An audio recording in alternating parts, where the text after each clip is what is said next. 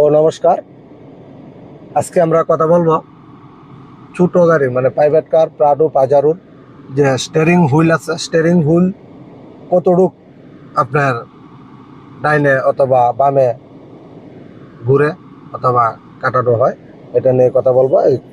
Steering হুইলটার দিকে একটু দেখান। এই যে স্টিয়ারিং হুইল আমরা এখন সাধারণত 1.5 পেস ঘুরে।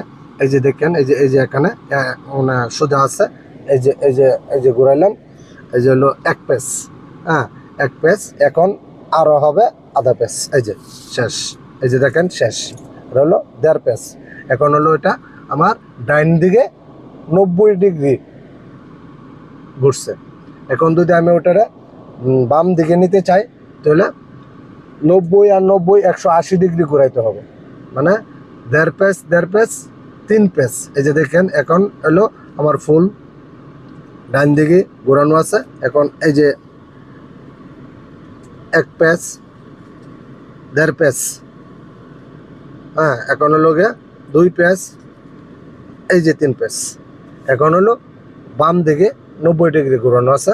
তো আপনারা তো অবশ্যই এই স্টিয়ারিংয়ের যে কয় পেসে স্টিয়ারিং ঘুরে ওটা নিয়ে আপনারা যদি ভিডিওটা দেখেন, নতুন যারা আছেন অবশ্যই বুঝতে পারবেন। আশা করি স্টিয়ারিং নিয়ে কোনো হলেও আপনাদের উপকারে আসবে। সকলকে ধন্যবাদ।